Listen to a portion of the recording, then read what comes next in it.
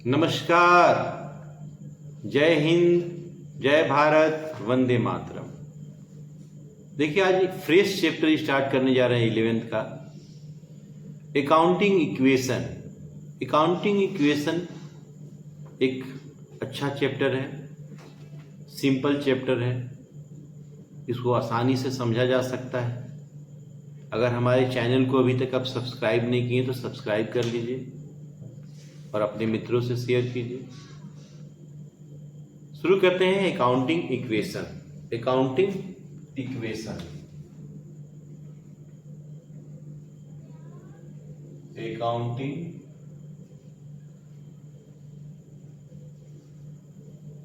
Equation, इसको हिंदी में हम बोल सकते हैं लेखांकन समीकरण। लेखांकन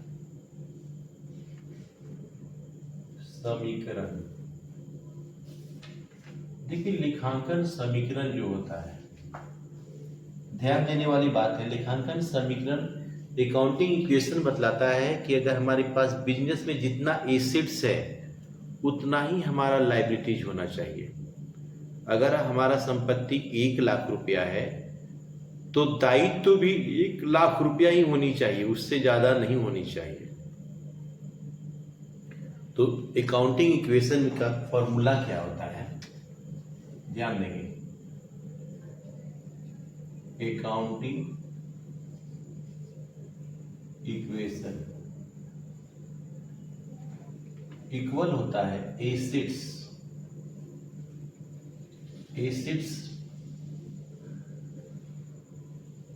बराबर इक्वल लायबिलिटीज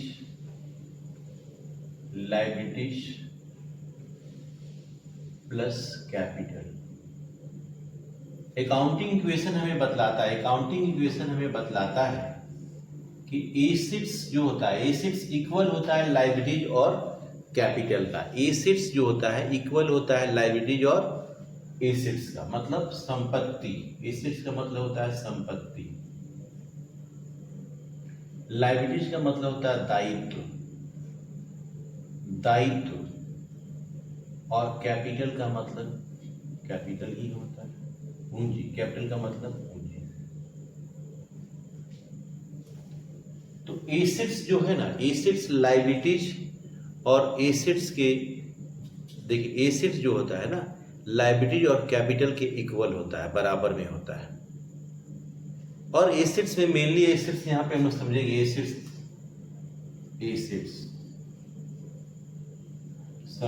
संपत्ति में हम लोग अभी मेनली 3-4 संपत्ति के विषय में जानेंगे। सबसे पहले कैश, इसको हिंदी में हम लोग रोकड़ या नगद कहते हैं, नगद, ठीक है। स्टॉक को हिंदी में स्कंध कहते हैं। ऐसे आप जान सकते हैं स्टॉक क्या होता है। स्टॉक को विषय में बतला रहे हैं। More quantity of goods is called stock. जब हमारे पास गुड्स अधिक मात्रा में होता है, सामान ज्यादा मात्रा में होता है, तो उसको स्टॉक कहते हैं। स्कंध हिंदी में कहते हैं इसको।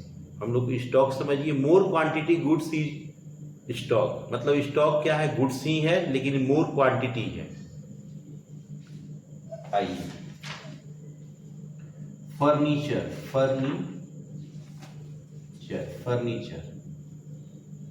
टेबल, कुर्सी, चौकी, पलंग, दीवान, ये सब फर्नीचर है। डेटर्स का मतलब होता है देनदार।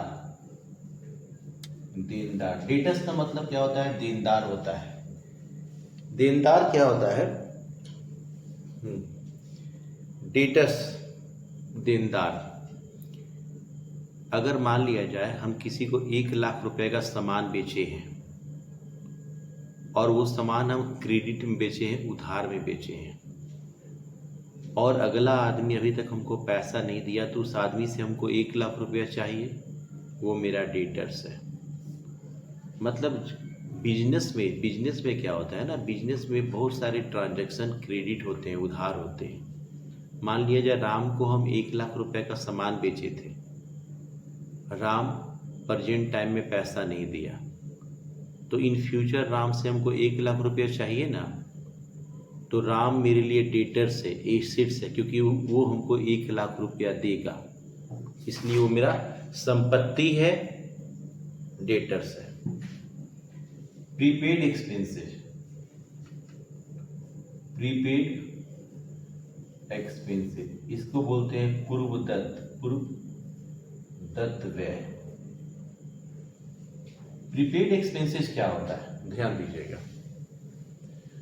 हम मान लिया जाए हम एक जगह रोज हम समोसा खाते हैं, सिंघाड़ा खाते हैं, 20 रुपया का रोज समोसा खाते हैं। एक जगह हम एक होटल में 20 रुपया का रोज समोसा खाते हैं, लेकिन उस होटल वाले को हम एक ही बार में 500 रुपया दे दिए हैं और बोले भैया आपके यहाँ आके हम रोज 2 समोसा खाएंगे। हम 5 दिन 5 डेज समोसा खाएं, 20 के हिसाब से 100 रुपया होता है, तो हमने 100 रुपये का समोसा खा लिया, लेकिन अभी भी 400 रुपया उसके पास मेरा जमा है कि नहीं।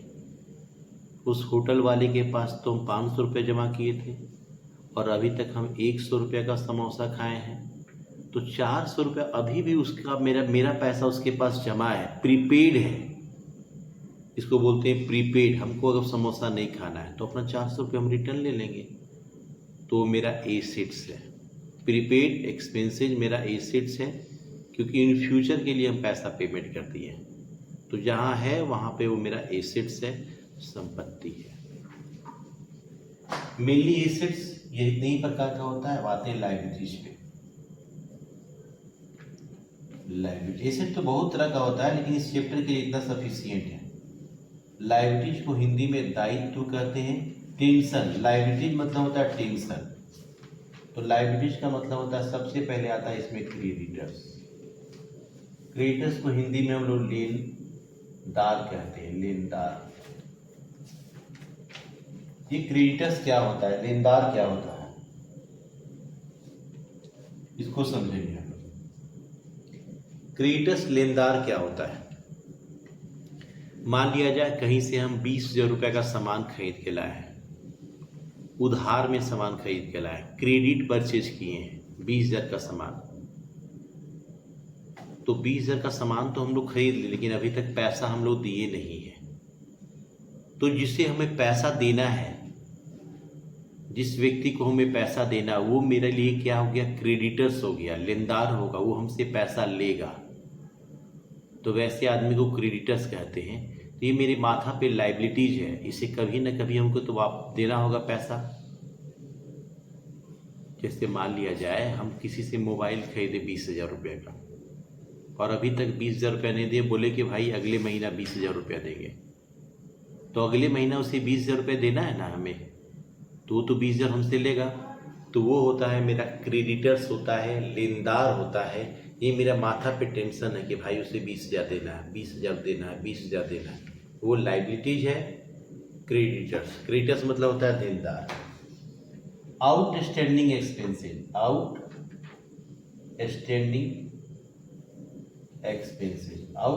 एक्सपेंसेस को हिंदी में हम लोग बोलते हैं अदत्त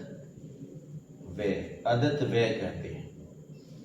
ये आउटस्टैंडिंग एक्सपेंसेज होता क्या है, अभी बताए थे कि उदाहरण मान लिया जाए एक गुपचुप वाला है, वहाँ उसके पास हम रोज 10 रुपये का गुपचुप खाते हैं, और गुपचुप वाले को हम बोल दिए कि भैया आपका 1 महीने बाद हम गुपचुप का पैसा देंगे।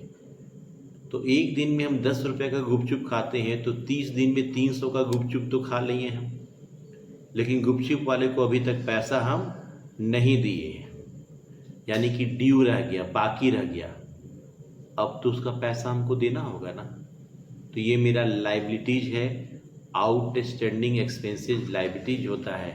कहने का मतलब खर्च हो चुका है, लेकिन अभी तक हमने खर्च का पेमेंट नहीं किया है, बाकी है, तो जिसे हमें पैसा देना है वो तो पैसा लेगा हमसे। तो ऐसे एक्सपेंसेस को आउटस्टैंडिंग एक्सपेंसेस कहते हैं। अब है कैपिटल। कैपिटल का मतलब तुम लोग जानते ही हैं, कैपिटल मतलब पूंजी होता है।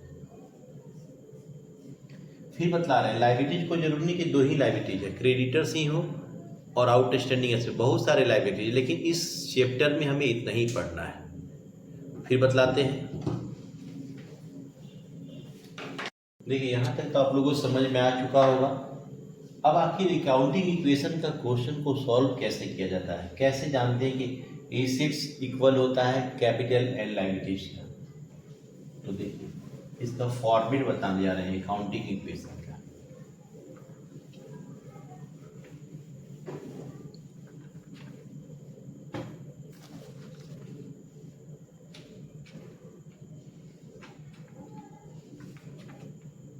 अकाउंटिंग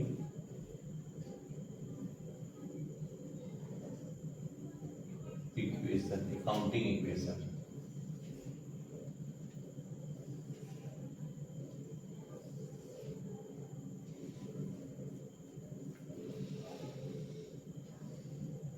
देखिए अकाउंटिंग इक्वेशन में क्या होता है ना, कॉलम कैसे बनाया जाता है, हम लोग कॉलम पहले सीख रहे हैं। यहाँ पे लिखते हैं हम लोग सीरियल नंबर, क्या लिखा जाता है ट्रांजैक्शन, जो भी लेन देन होता है वो ट्रांजैक्शन लिखा जाता है यहाँ पे। और यहाँ पे लिखा जाता है एसेट्स इक्वल होता है, एसेट्स इक्वल होता है लायबिलिटीज, लायबिलिटीज प्लस कैपिटल का। अभी तुरंत बतलाया गया था एसेट्स इक्वल होता है लायबिलिटीज प्लस कैपिटल का। अभी एसेट्स में क्या क्या चीज बतलाए हम आपको, कैश बतला है, स्टॉक बतला है, फर्नीचर को शॉर्ट में FUR लिखेंगे फर्नीचर, डेटर्स को DEB डेटर्स लिखेंगे, और प्रीपेड एक्सपेंसेस को PP एक्सपेंसेस लिखेंगे।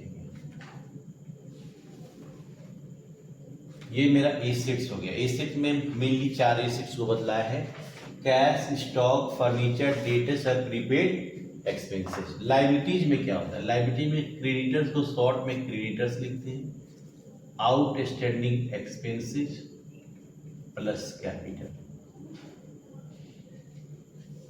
ये इतना चीज लिखा जाता है। फिर से समझिए, देखिए ये एसेट्स,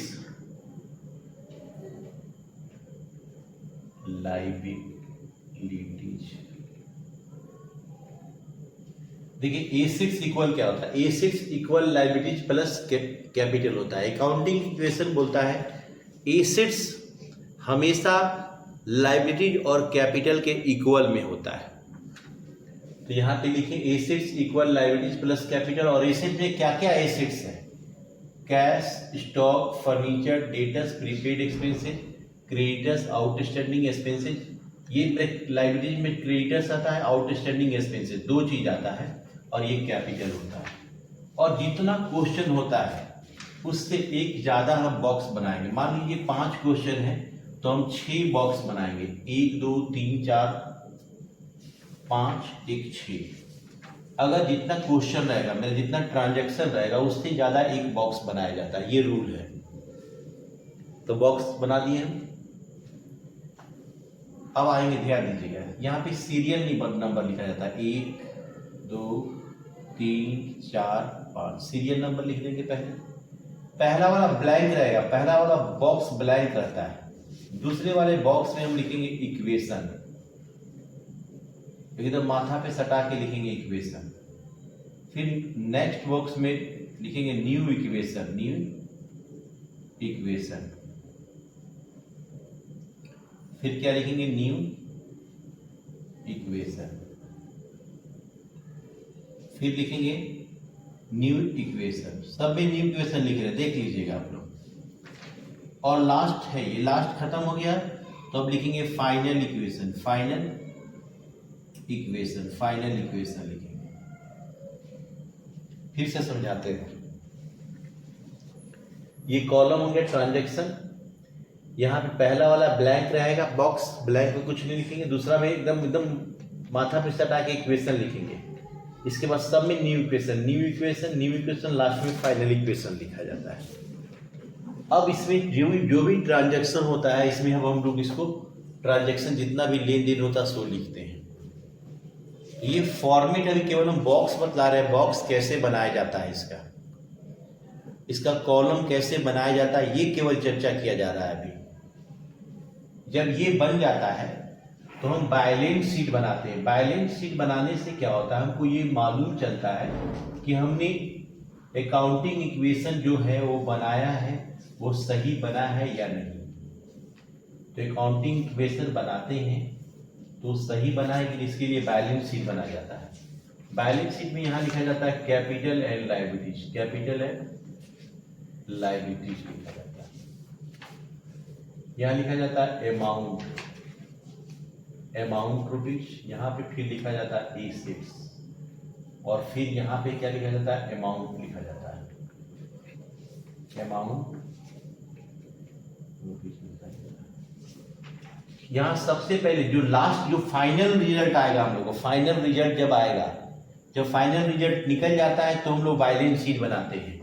सबसे पहले कैपिटल का जो रिजल्ट आया है वो लिखेंगे, फिर क्रेडिटर्स का जो रिजल्ट आया है, लायबिलिटीज क्रेडिटर्स, वो लिखेंगे। फिर आउटस्टैंडिंग एक्सपेंसेज, आउटस्टैंडिंग एक्सपेंसेज मतलब बकाया खर्च, उसका जो रिजल्ट आया है वो लिखेंगे।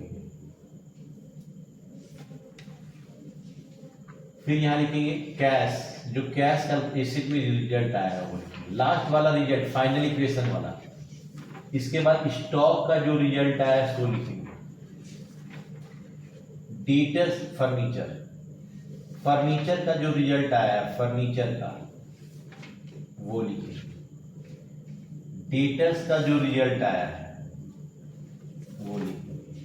और लास्ट में प्रीपेड एक्सपेंसेस का, प्रीपेड एक्सपेंसेस का जो रिजल्ट आया। लास्ट में जो फाइनल इक्वेशन आता है ना, ये फाइनल इक्वेशन, यहाँ पे जो फाइनल इक्वेशन आएगा, जो यहाँ पे रिजल्ट आएगा वो फाइनल इक्वेशन होता है। फाइनल इक्वेशन वाला का रिजल्ट ही बैलेंस शीट में लिखा जाता है।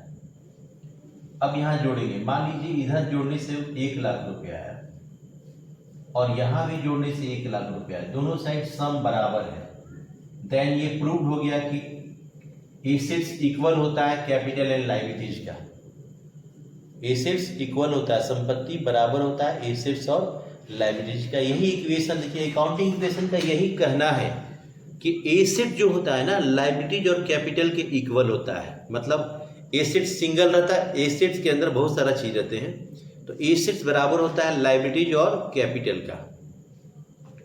अब इसमें कुछ आइटम है, जानना होगा कि आपको क्या जोड़ा जाता है क्या घटाया जाता है। यहाँ कैश लिखते हैं, यहाँ कैपिटल लिखते हैं, ये हम बता रहे हैं, ध्यान रखिएगा इसमें। एक्सपेंसेज, एक्सपेंसेज को हिंदी में व्यय बोलते हैं, यानी कि खर्च बोलते हैं। उसे कैश से भी घटाया जाता है और कैपिटल से भी घटाया जाता है। इनकम, इनकम को हिंदी में हम लोग आय बोलते हैं, इसको कैश में भी जोड़ते हैं और कैपिटल में भी जोड़ते हैं। ड्राइंग्स, ड्राइंग्स मतलब होता है आहरण, इसे कैश से भी घटाते हैं और कैपिटल से भी घटाते हैं। Expenses, income, drawings. इसके बाद आपका आता है प्रॉफिट, प्रॉफिट जिसको लाभ कहते हैं, लाभ केवल कैपिटल में जोड़ा जाता है। फिर लॉस, हानि, इसे केवल कैपिटल में घटाया जाता है। ये देखिए, ये एक इम्पोर्टेंट चीज है, इसलिए आपको ध्यान में रखना है दिमाग में, इससे क्वेश्चन बनाया जाता है। तो आज केवल हम बताएं कि बॉक्स बताएं, अकाउंटिंग इक्वेशन के विषय में बताएं, बॉक्स बताएं कैसे बनाया जाता है और बनाते के क्रम में क्या जोड़ा जाता है, कैश में क्या जोड़ा जाता है, कैपिटल में, ये सब बतलाया है आपको। बैलेंस शीट लास्ट में बना के ये चेक किया जाता है कि हमने क्वेश्चन सही बनाया है या नहीं। अगर दोनों साइड का सम अगर बराबर है, इक्वल है, देन हम लोग सही बनाए हैं। तो ये अकाउंटिंग इक्वेशन का बेसिक चीज आप लोग को बतलाए। कल से हम लोग इसका क्वेश्चन सॉल्व करेंगे डीके गोयल से। तो मिलते हैं अगले लेक्चर में, तब तक खुश रहें, प्रसन्न रहें।